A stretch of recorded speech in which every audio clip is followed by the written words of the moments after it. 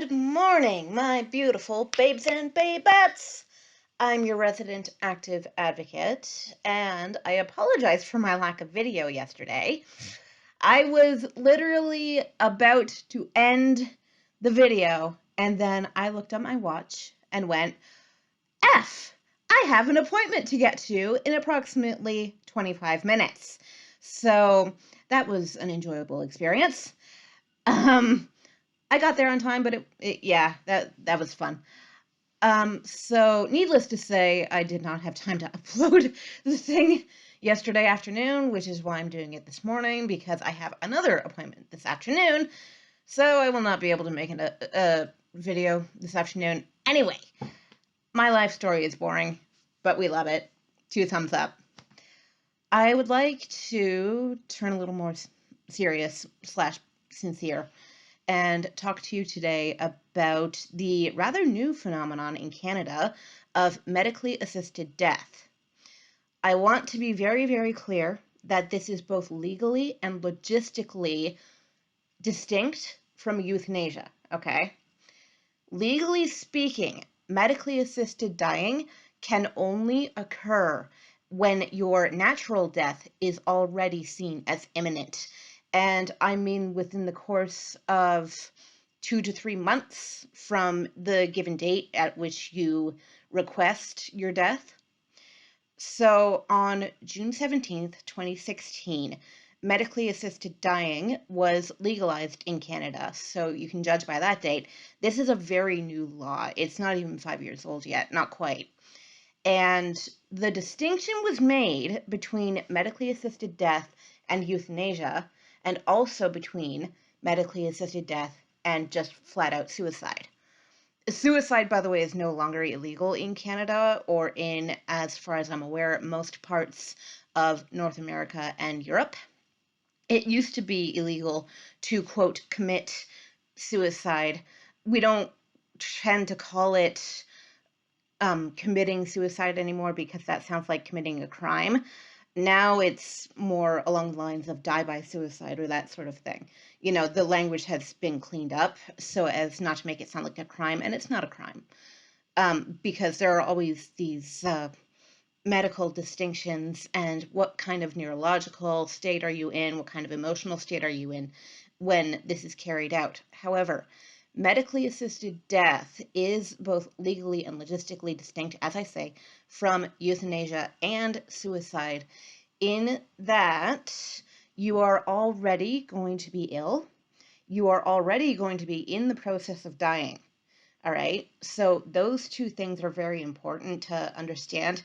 Those both need to be in place for medically assisted dying to be permitted. You have to already be ill, and your death has to be imminent.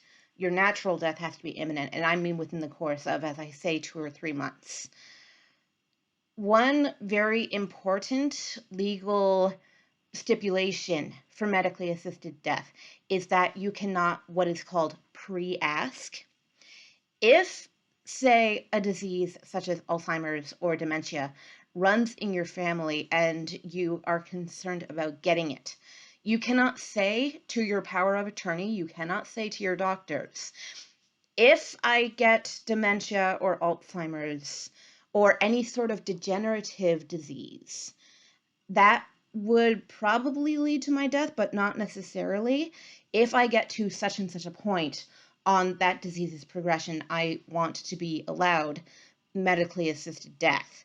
You are not allowed to do that. And the reason for that is that, legally speaking, they don't want people taking advantage of medically assisted death, for one thing.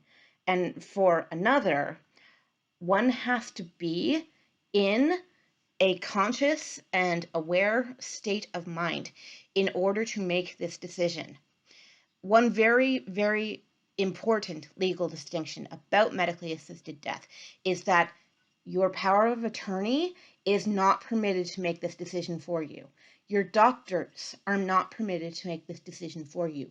You are the only one permitted to make this decision.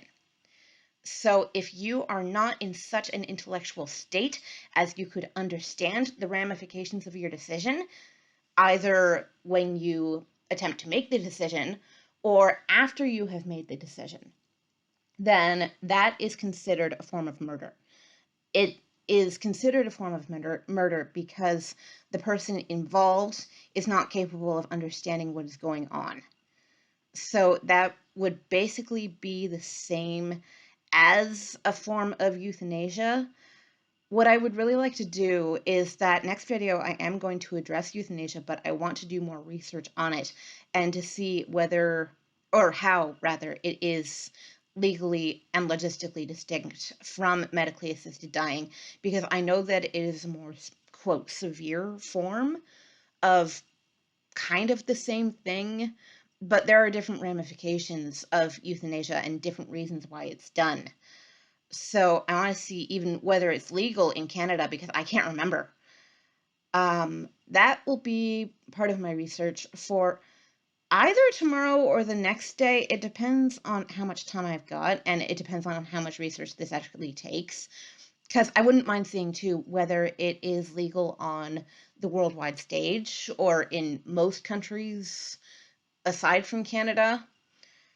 But the whole point of medically assisted death is not to kill the person. And I know this sounds backwards, but the whole point is not to kill. The whole point is to minimize pain. The whole reason why one's death has to be imminent in this process is that 2 or 3 months for you or me doesn't seem like a long time, right? But 2 or 3 months for someone who is suffering with terminal cancer, for example, okay? That can be a very long time, and especially a very long time to live in pain and to live knowing that you're going to die anyway. You know, if it's, say, something inoperable, or if it's spreading very quickly, or if you're too old or too ill already to fight it, then really the prolongation of life at that point only means the prolongation of pain. But there are such legal stipulations in place, as I say, that one is not really capable of taking advantage of this system and just saying, yeah, I want to die. You know, as I say, you're not allowed to, quote, pre-ask. You know, you can't say, if I get to this point, I want to be allowed to die, because you are the only person who is allowed to make that decision, and you have to be in your, quote, right mind when you're doing it. I find this topic somewhat upsetting, but I'm not going to age restrict this because there's really nothing that graphic in here or that vivid in here. But I know of people who have gone through this process, and personally, I think that it is among the bravest decisions you can ever make in your life, is to choose to end things on your own terms. At least in the sense that you know that living longer will only prolong suffering, both for you and your loved ones. You know, but this is distinct from suicide, and I want to make this very clear. This is distinct from suicide in that, again, legally, your natural death must be within, you know, the sight lines. You have to know that that is coming anyway. That's the distinction between medically assisted death and suicide. Suicide would just be, I am suffering, I don't want to live in these conditions anymore, regardless of what the conditions are. And I am absolutely not judging suicide as a negative thing. I'm not judging it as a positive thing either. But I think that suicide is on what would be called the amoral spectrum for me. It's not moral, it's not immoral, okay? Moral means, you know, good. Immoral means bad. Amoral means neutral, okay? Babies, for example, are born amoral because they have no understanding of good and bad.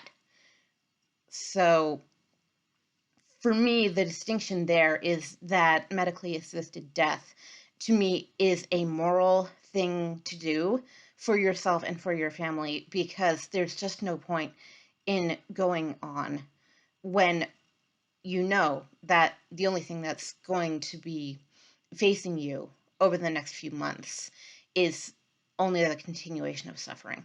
And I'm sorry that I'm not very articulate right now. As I say, this topic is somewhat upsetting. But yeah, that's basically the distinction, both medically and logistically and legally. That's the distinction that needs to be made between medically assisted death and suicide.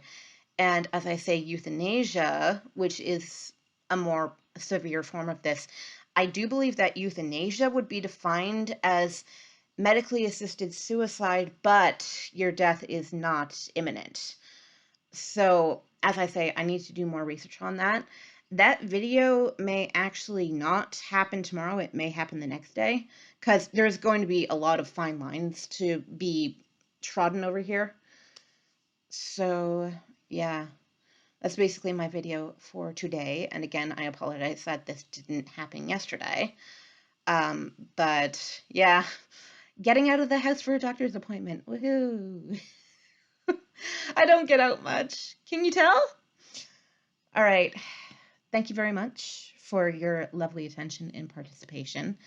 And as I say, I know that this topic is upsetting, but it's important to understand that medically assisted death is a moral thing to do. I think it's a brave thing to do. This is all just my opinion, okay? And I want everyone watching to form out their own opinion and to understand why this is permitted, at least under Canadian law, as an act not of we just want to get rid of you or you just want to get rid of yourself. That's not the point. The point is that it is an act of mercy, more or less, both to the patient and to their family. Yeah. So thank you for putting up with this one. And then I will be talking about euthanasia, which may be somewhat triggering, so I might actually put an age restriction on that one, but we'll see. All right. I will see you all tomorrow, either for the euthanasia video or for something else. All right. Have a lovely day and a lovely morning. It's very early morning for me. Cool. All right. Thank you. Mwah.